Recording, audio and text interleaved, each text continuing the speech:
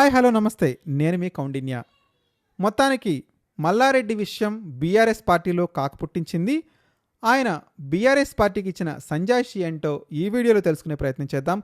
వీడియోని చివరి వరకు చూడటానికి ప్రయత్నించండి. మర్చిపోకుండా లైక్ చేయండి, షేర్ చేయండి, సబ్స్క్రైబ్ చేయడానికి ప్రయత్నించండి. పార్టీ మారుతున్నారనే ప్రచారంపై బీఆర్ఎస్ ఎమ్మెల్యే మల్లారెడ్డి స్పందించారు. తాను ఏ రాజకీయ పార్టీలోనూ చేరనని, బీఆర్ఎస్లోనే కొనసాగుతానని స్పష్టంగా తెలియజేశారు. ఇటీవల తన పార్టీ మారుపై సోషల్ మీడియా, రాజకీయ వర్గాల్లో వస్తున్న వార్తలకు ఆయన చెక్ పెట్టారు. ఈ సందర్భంగా మాట్లాడిన మల్లారెడ్డి పార్టీ ఎట్టి పరిస్థితుల్లోనూ మారేటువంటి ప్రసక్తి లేదని తేల్చి చెప్పారు. తనపై జరుగుతున్న ప్రచారాన్ని ఎవరూ నమ్మవద్దు అన్నారు. బీఆర్ఎస్ నాయకత్వంపై తనకు పూర్తిగా విశ్వాసం ఉందని ఆయన చెప్పారు.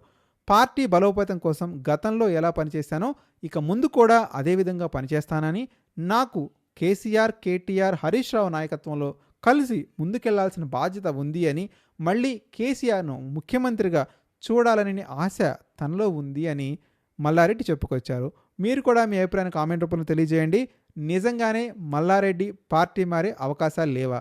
మర్చిపోకుండా కామెంట్ చేయడానికి ప్రయత్నించండి.